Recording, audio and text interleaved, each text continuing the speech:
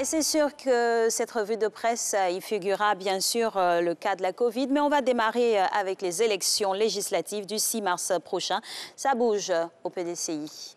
Bonjour Alix, c'est Angeval. Le PDCI se prépare pour les législatives à venir et pour se donner les moyens d'une saine compétition en interne pour la désignation de ses représentants à cette élection. Le plus vieux parti politique de Côte d'Ivoire a mis en place une commission électorale.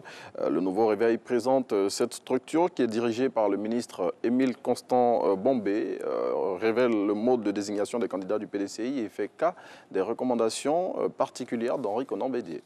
Et on continue de parler des législatives avec l'Inter qui révèle en exclusivité que le RHDP traverse une crise en ce moment. Tout à fait. Ces tensions au sein du parti au pouvoir sont provoquées, selon le confrère, par la multitude de candidats aux législatives en son sein, à en croire l'Inter. Tous ces candidats qui souhaitent bénéficier du parrainage du Rassemblement des Oufouettistes pour la démocratie et la paix se livrent une bataille sans merci dans leurs fiefs respectifs. Cette situation, au dire du confrère, donne du fil à retordre à la direction exécutive du RHDP. Et on va refermer le chapitre des législatives avec Soir Info qui fait le point des préparatifs au sein des partis politiques. On espère que c'est plus calme. Oui, on le sait tous, les législatives se tiendront effectivement le 6 mars prochain et les formations politiques veulent toutes conquérir le Parlement ivoirien. Et pour se donner les moyens d'y parvenir, chacune d'elles affûte ses armes. Ainsi, Soir Info révèle que le RHDP a arrêté une importante décision. Le confrère indique toujours au sujet du parti au pouvoir ce qu'il prévoit pour ceux de ses partisans qui prendront la décision de compétir en indépendant, tout en soulignant qu'un cadre du parti a claqué la porte ou encore que des femmes leaders ont déposé la candidature de Fatim Bamba Coulibaly, l'épouse de l'ex-premier ministre Amadou Gon Coulibaly. Concernant l'opposition qui est en embuscade pour ces élections, le confrère note qu'elle prépare son coup afin de remporter les législatives. Et on change de sujet. Supposé prisonnier militaire de la crise post-électorale en 2010, l'expression apporte des éclairages. Le confrère apporte des précisions concernant des officiers des forces républicaines de Côte d'Ivoire proches de l'ex-président Laurent Gbagbo. Selon l'expression, ces hommes présentés comme des prisonniers de la crise post-électorale de 2010 sont bel et bien à leur poste.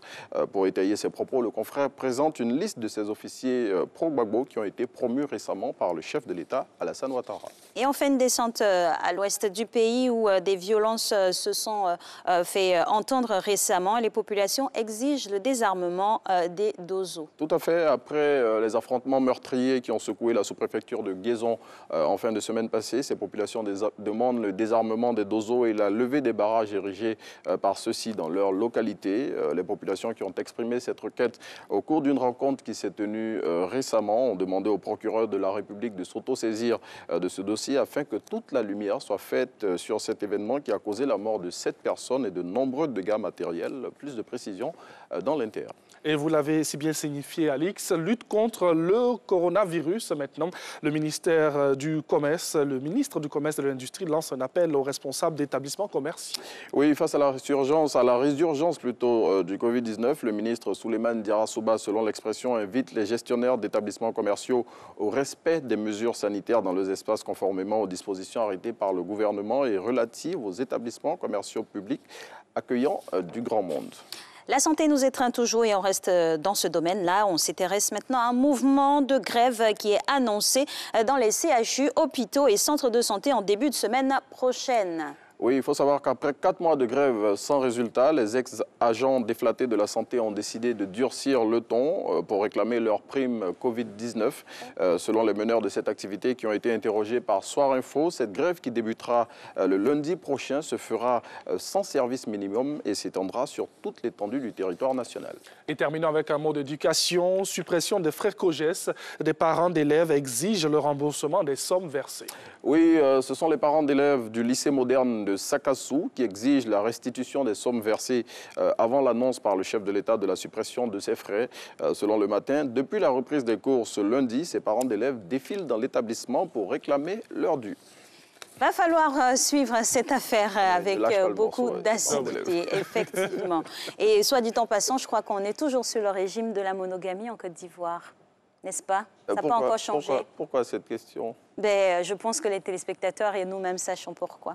Alors, on va passer à quelques mouvements de sport. Non, c'est vous qui nous avez donné en plus l'info, donc vous devez percuter tout de suite. Bon. Alors, on va passer au sport, ça va nous ouvrir les esprits et surtout, on s'occupe de nos petits bouts de chou pour ce mercredi. C'est le fitness jeunesse, travailler l'équilibre chez l'enfant.